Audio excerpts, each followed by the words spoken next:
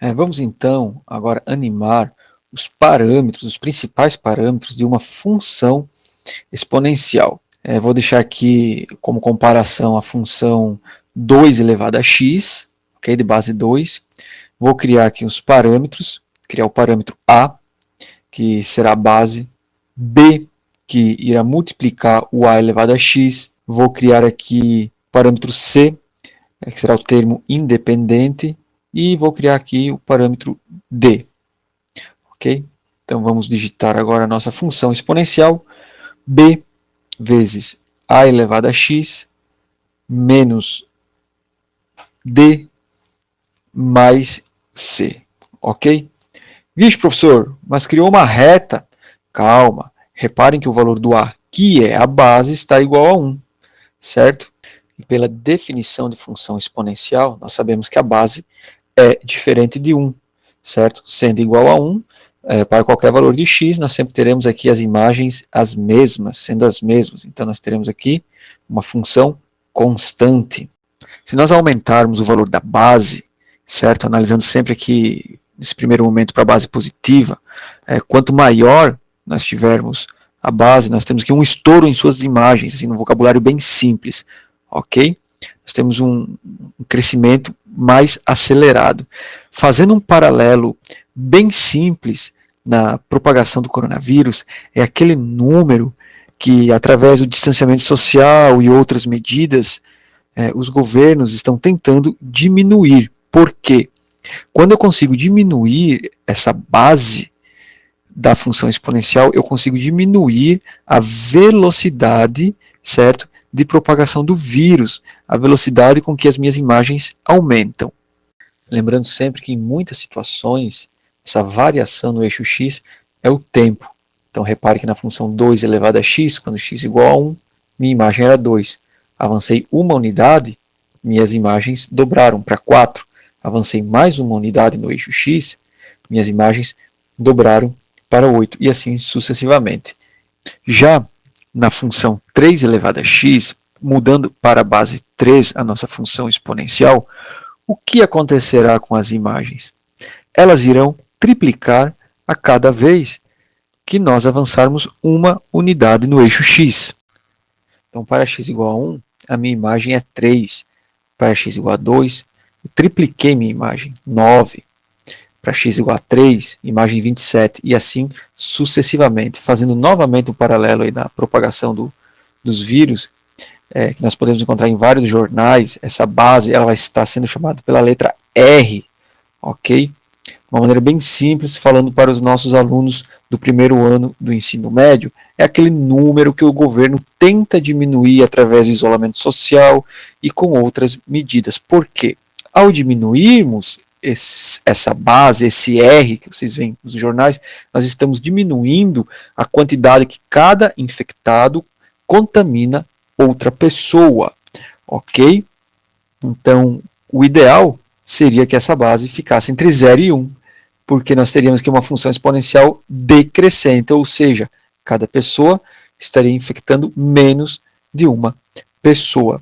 Repare que com a base igual a 2, cada pessoa estaria infectando 2 novas pessoas.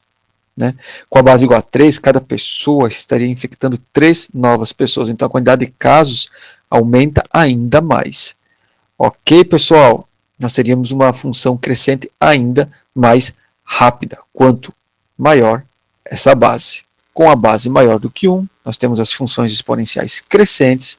Com a base entre 0 e 1, as funções exponenciais são decrescentes. Tudo isso animado no GeoGebra. E para os valores de b, ok? b está multiplicando 2 elevado a x.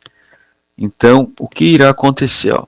Repare que ao multiplicarmos por 2 a função 2 elevado a x, nós estamos dobrando todas as nossas imagens, ok? Então, vejam que enquanto o gráfico azul é 2 elevado a x, o gráfico verde é 2 vezes 2 elevado a x. Vamos escolher aqui alguns valores de x para analisarmos. Para x igual a 2, no gráfico azul, nós temos 2 elevado a 2, a imagem vai ser 4. No gráfico verde, 4 vezes 2. a imagem será 8, ok? Repare também para x igual a 0, no gráfico azul nós temos 2 elevado a 0, dá 1. No gráfico verde, 1 vezes 2, que dá 2. Isso também serve para os valores de x negativos. Outra característica da função exponencial, só abrindo um parênteses aqui, analisando aqui para a base maior do que 1, ao diminuirmos os valores de x, o que é que nós estamos vendo aqui, para valores de x negativos, nós vamos ter 2 elevado a um número negativo. Propriedades de potências, uma base elevada a um número negativo. Nós temos aqui uma fração, certo? Que o numerador é 1 sobre 2 elevado a um número positivo, ok? Então, por exemplo, x igual a menos 3, nós vamos ter 1 sobre 2 elevado a 3. X igual a menos 4, teremos 1 sobre 2 elevado a 4. Uma fração que o numerador sempre é 1, constante, e o denominador está aumentando, essa fração tende a 0. E por que este denominador dessa fração sempre está aumentando? Porque o x sempre está diminuindo. Ok, pessoal?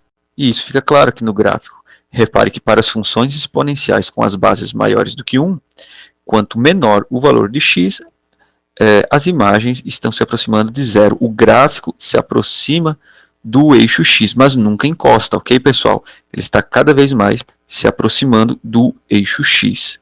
Isso porque nós estamos vendo de longe. Ó. Basta dar um zoom aqui, ó. Isso que é o legal do GeoGebra. Nós vamos ver aqui o gráfico próximo do eixo x, mas não encostando. Vamos ver os outros parâmetros. C, o termo independente. Análogo à função polinomial do primeiro grau e à função quadrática.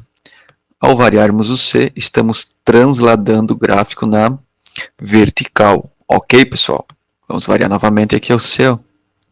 Estamos aumentando o C em todo o gráfico. Estamos somando 2 em todas as imagens. Diferente do B, que nós estávamos multiplicando por 2 em todas as imagens. Colocar B igual a 3. Estou multiplicando por 3 todas as imagens. Vou deixar aqui o B igual a 1 para ficar melhor de comparar com o gráfico azul. Então vejo que ao variar o C, estamos transladando, né, na vertical. Deixar C igual a 0, vai coincidir com o gráfico azul. Se eu diminuir ainda mais, eu vou ter gráfico abaixo do eixo X. E por fim, o D. O D é um parâmetro que está sendo subtraído aonde está tendo a variável. Para qualquer função, ao somarmos ou subtrairmos um valor, em todo local onde aparece a variável, nós iremos transladar na horizontal. Então, esses são os principais parâmetros da função exponencial.